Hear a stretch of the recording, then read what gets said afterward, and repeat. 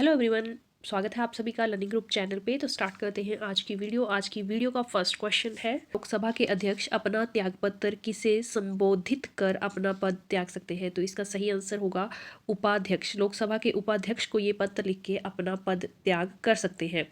C option इसमें सही answer है। बात करते हैं लोकसभा अध्यक्ष के कार्यकाल की। तो 5 वर्ष इनका कार्यकाल होता है। अध्यक्ष जो है, अगर सदन भंग भी हो जाए तब भी ये अपना पद नहीं छोड़ते हैं। अदर इंपॉर्टेंट पॉइंट यहाँ से निकल के आते हैं कि लोकसभा के पहले अध्यक्ष कौन थे। इससे रिलेटेड क्वेश्चन पूछा जा चुका है पहले भी। गणेश वासुदेव लावरकर जो थे वो पहले अध्यक्ष थे। इसके साथ ही एक और इम्पोर्टेंट पॉइंट बनता है, पहली महिला अध्यक्ष कौन थी। तो मीरा कुमारी पहली महिला अध्यक्ष थी। लोकसभा अध्यक्ष पहली स्पीकर जो थी वो मीरा कुमारी थी। कब बनी थी ये? तो ये 2009 में बनी थी। और जो पहले अध्यक्ष थे गणेश वासुदेव, ये 1952 में पहले लोकसभा अध्यक्ष बने थे। अब बात कर लेते हैं जो अदर ऑप्शंस हमें दिए हैं उनसे क्या रिलेटेड क्वेश्चन जो है यहाँ से बन सकता है। जैसे यहाँ पे बताया गया है कि त्यागपत्र अध्यक्ष किसे देगा, वैसे ही भारत के राष्ट्रपति के बारे में भी पूछ लिया जाता है कि भारत के राष्ट्रपति को अगर अपना पद त्यागना हो तो वो त्यागपत्र किसे दे। तो भारत के राष्ट्रपति देंगे उपराष्ट्रपति को त्यागपत्र। तो राष्ट्रपति देंगे उपराष्ट्रपति को। साथ ही साथ प्रधानमंत्री की बात करें तो प्रधानमंत्री देंगे राष्ट्रपति को। प्रधानमंत्री देते हैं अपना त्यागपत्र राष्ट्रपति को।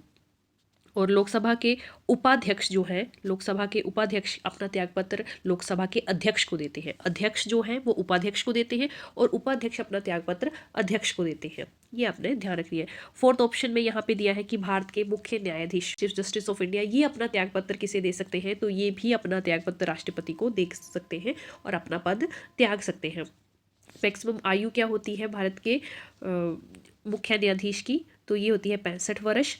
इससे भी रिलेटेड क्वेश्चन जो है वो पूछा जाता है।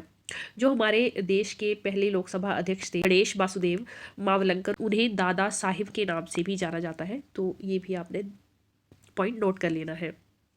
आई थिंक इस क्वेश्चन से रिलेटेड जितने भी इंपॉर्टेंट क्वेश्चन बन रहे थे वो मैंने आपको बता दिए हैं। निम्नलिखित में से क्या भारतीय प्रशासन की एक लक्षणीयता नहीं है? इंडियन एडमिनिस्ट्रेशन की कौन सी कैरेक्टरिस्टिक्स नहीं है? तो द्वितंत्र जो है ये कैरेक्टरिस्टिक्स इंडियन एडमिनिस्ट्रेशन का नहीं है। तो सी ऑप्शन इसमें सही आंसर होगा।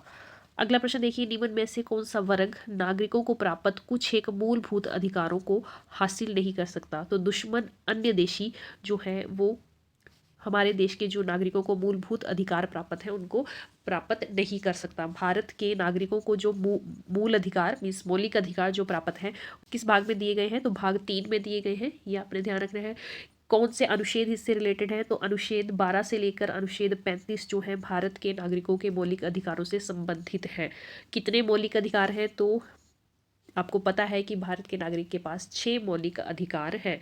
कौन कौन से? समानता का अधिकार, स्वतंत्रता का अधिकार, शोषण के विरुद्ध अधिकार, धर्म की स्वतंत्रता, सांस्कृतिक और शैक्षणिक स्वतंत्रता। देन लास्ट वन इज संवैधानिक उपचार का अधिकार, जो कि मोस्ट इंपॉर्टेंट जो आपका मौलिक अधिकार है।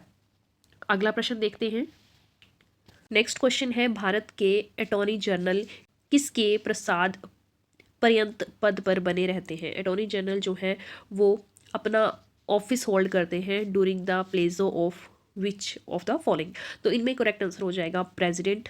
बी ऑप्शन जो है वो सही आंसर है। राष्ट्रपति के प्रसाद पर्यंत पद पर ये बने रहते हैं अटॉर्नी जनरल। तो प्रेजेंट टाइम में भारत के अटॉर्नी जनरल कौन है? इससे रिलेटेड क्वेश्चन पूछा जा सकता है। R Venkataramani present attorney general है इंडिया के।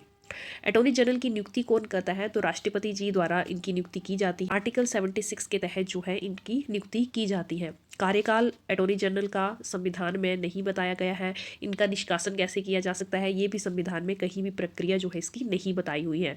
तो राष्ट्रपति ही इनका चुनाव करते हैं और राष्ट्रपति ही इनको पद से हटा सकते हैं। ये थे अटॉर्नी जनरल से रिलेटेड इंपॉर्टेंट क्वेश्चन। एक और इम्पॉर्टेंट पॉइंट है यहाँ से, देश के जो सर्वोच्च विधि अधिकारी होते हैं वो भी हमारे देश के अटॉर्नी जनरल होते हैं। अटॉर्नी जनरल बनने के लिए उनके पास योग्यता होनी चाहिए कि वो भारत के नागरिक हों, और सेकंड मोस्ट इंपॉर्टेंट योग्यता उनके पास होनी चाहिए कि वो देश के न्यायाधीश बनने के लायक हो, या फिर न्यायाधीश का 5 वर्ष का उनके पास एक्सपीरियंस हो, या फिर वकालत में उनके पास जो है वो 10 साल का एक्सपीरियंस हो। उन्हें ही अटॉर्नी जनरल जो है नियुक्त किया जाता है। अगला प्रश्न देखते हैं, प्रथम लोकसभा में निम्न में से कौन निर्विरोध वापस आए थे? हिमाचल राज्य के फर्स्ट सीएम जो थे डॉक्टर वाई.एस. परमार, ये प्रथम लोकसभा में निर्विरोध वापस आए थे। ये ऑप्शन इसका सही आंसर होगा। नेक्स्ट क्वेश्चन देखिए, त्रावसान स्थगन के परिमाण अनुसार निम्न में से क्या प्रभावित नहीं होता है? तो विधेयक जो है ये प्रभावित नहीं होते हैं, बाकी सभी संकल्प, प्रस्ताव, अधिसूचनाएं जो हैं ये प्रभावित होती हैं। तो बी ऑप्शन जो है इसका सही आंसर होगा। इसके साथ ही कुछ इम्पोर्टेंट जो हैं इनके डिस्कस कर लेते हैं कि संसद के दोनों सदनों का संयुक्त सत्र जो है कौन बुला सकता है, किसके पास ये अधिकार होता है? तो ये अधिकार होता है राष्ट्रपति के पास, और दोनों सदनों का सत्रावसन भी राष्ट्रपति ही कर सकता है। लोकसभा का भी गठन राष्ट्रपति कर सकता है, जैसे कि पता है कि राज्यसभा का भी गठन नहीं हो सकता, लोकसभा का भी गठन जो है राष्ट्रपति कर सकता है। दोनों सत्रों के बीच का जो अंतराल होता है वो टाइम जो है 6 मंथ से ज़्यादा नहीं होना चाहिए, 6 मंथ नहीं होना चाहिए। इसका अर्थ क्या हुआ कि वर्ष में 2 बार सत्र होते हैं, दोनों सत्रों के बीच के कार्यकाल को दीर्घावकाश कहा जाता है। चलिए तो करते हैं नेक्स्ट क्वेश्चन। नेक्स्ट क्वेश्चन देखिए, भारतीय संसद के दोनों सदनों की संयुक्त बैठक आयोजित की जाती है। तो दोनों सदनों की संयुक्त बैठक आयोजित करने का क्या कारण होता है, ये पूछा गया है।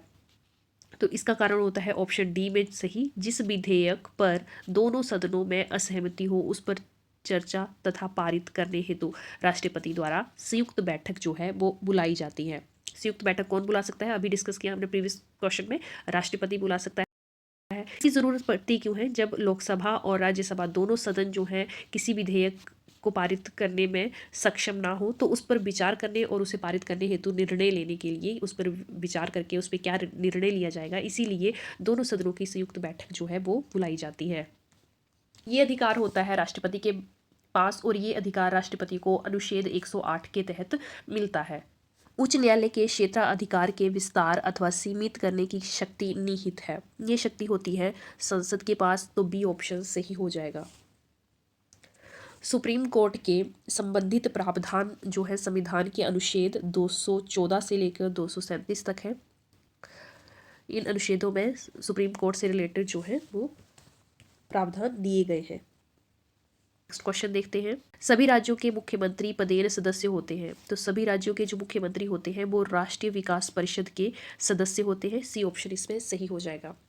बात करते हैं अदर ऑप्शन की। तो अदर ऑप्शन में हमें फर्स्टली दिया गया है फाइनेंस कमीशन। अभी लास्ट मंथ जो है 31 दिसंबर 2023 में 16th फाइनेंस कमीशन जो है वो संगठित किया गया, जिसके चेयरमैन बनाए गए श्री अरविंद जी। तो ये भी आपने नाम चेयरमैन का याद रखना है, चेयरमैन का नाम आपको पता होना चाहिए। फाइनेंस कमीशन जो है एक constitutional body, other example constitution body के जैसे UPSC, election commission, national commission of SC and ST, ये सभी जो है कॉन्स्टिट्यूशनल बॉडीज़ हैं।